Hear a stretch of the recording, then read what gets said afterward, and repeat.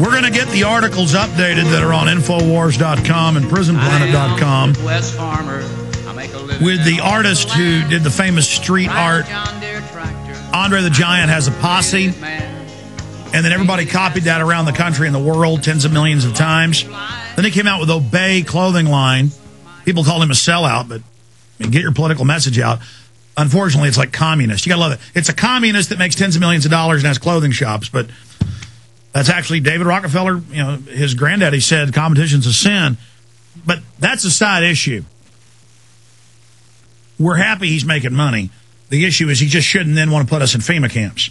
But the guy that made the Obey signs is the one that made the famous archetypal image of change. And then Barack Obama sent him a thank you letter. Dear Shepard, I would like to thank you for using your talent and support of my campaign. The political message involved in your work have encouraged Americans to believe they can help change the status quo. Your image has a profound effect on people, whether seen in a gallery or on a stop sign. Oh, Obama wants them to put his image on stop signs, which they were. In fact, that's what we do. We write articles showing Obama stuff and Obama stickers on stop signs, and I've even seen them on mailboxes, and we show that. So, oh, these criminals are just incredible. See, they want their speech, but they don't want you having yours. Or on a stop sign. I am privileged to be part of your artwork and proud to have your support. I wish you continued success. Barack Obama. Signed by Barack Obama. They are just such hypocrites. But all these newscasts. And Drudge post the posters we put out with Infowars.com, the Joker, our variant of it that's gone viral with our audience taking action. We commend you. And they put it next to a swastika that wasn't part of our image. They're trying to set us up, folks. The Southern Poverty Law Center hit us this morning and hit us hard. The AP hit us. They're coming after us. You know why? Mainly because we're talking about this.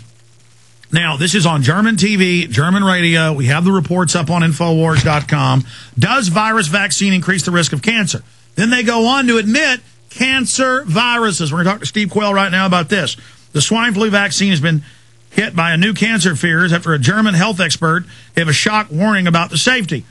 Lung specialist Wolfgang Waderig, I want him on, has said that there are many risks associated with the vaccine for the H1N1 virus. See, these new advanced genetically engineered viruses are really nanotech, folks. They're very... The new generation's like the Gardasil. All those girls it's killing, just Google Gardasil deaths, and you'll watch them, blood pouring out, everything. I mean, you can't make this stuff up. He has grave reservations about the firm Novartis, who they're really scary folks, scarier than Baxter, who are developing the vaccine and testing it in Germany. The vaccination is injected with a very hot needle, Woodarg said. The nutrient solution for the vaccine consists of cancerous cells from animals, and we do not know if there could be an allergic reaction. Yeah, we know from the 1920s research the Rockefellers funded. We know what's in it. Just like Bayer knew that what that HIV and hepatitis would do in Factor 8. That came out in their own documents. They did it on purpose. Why would you do that? Because they're psychos, folks. But more importantly, some people fear that the risk of cancer could be increased by injecting the cells. The vaccine, as Johannes Lohr, president of the Paul Ehrlich Institute, has pointed out, can also cause worse side effects than the actual swine flu virus. That's the plan. We've got 1 minute before we go to break, but Steve Quayle, I mean, this is exactly what you and others have been saying. Well, again, no one's been saying it longer than I have, and the Spanish flu being recultured and brought into the equation. It's not H1N1 that's the issue. It's not even swine flu. It's the biological cocktail that these guys have concocted to destroy 5.5 billion people. By the way, they had a Stay there. Back in 1 minute. Thank you for listening to GCN. Visit GCNlive.com today. Hello, friends. This is Alex Jones, and I want each of you to ask yourself this question. Do you really know what's in your tap water? In a recent study conducted by a major environmental auditor, they found that over 260 chemicals and pollutants are present in municipal drinking water. Many of these chemicals are directly linked to cancer, reproductive, immune, and developmental system diseases. Now, what are you going to do about it? The Ecola Blue atmospheric water generator is a low-cost way to take back control of you and your family's drinking water. The Ecola Blue 28 produces up to 7 gallons of water from the humidity in the atmosphere and uses state-of-the-art carbon filtration, reverse osmosis, and ultraviolet light sterilization techniques. That's right, clean water right from the air you breathe. Order today by calling 1-800-691-6043. That's 1-800-691-6043. Or visit Ecola Blue on the web at www.ecoloblu.com today. That's ecolablue.com. Waging war on corruption. Alex Jones on the GCN Radio Network.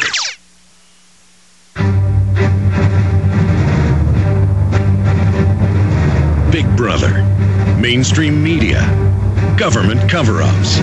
You want answers? Well, so does he. He's Alex Jones on the GCN Radio Network. And now, live from Austin, Texas, Alex Jones.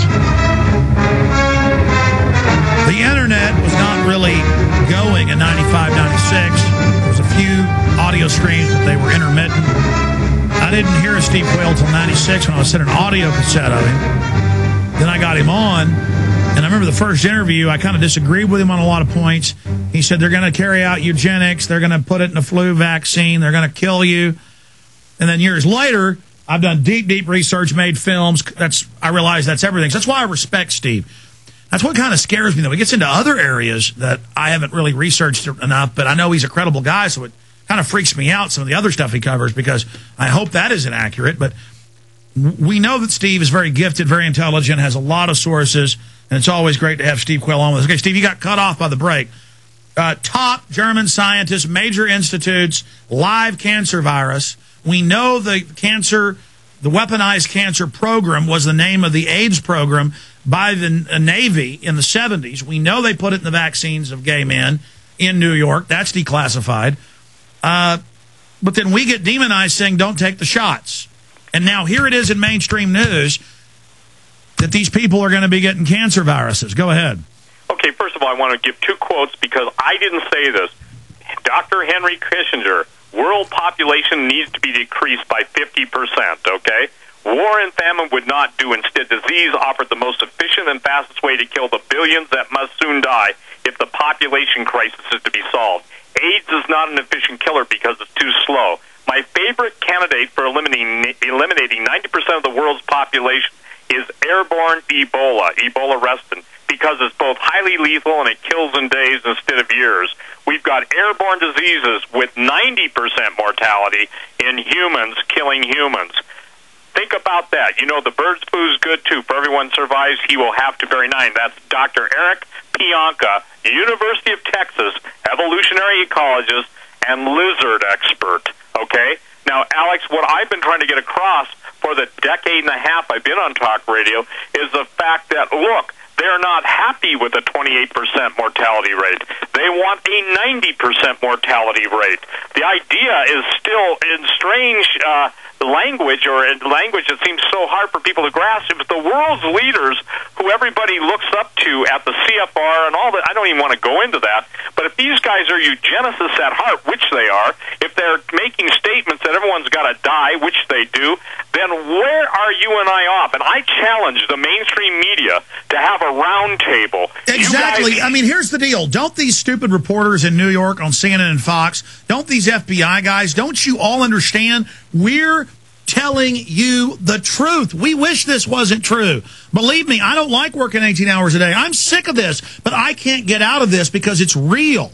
Don't you understand that we're not kooks? It's all coming true. It's real. Mainstream German news, cancer viruses in the shots.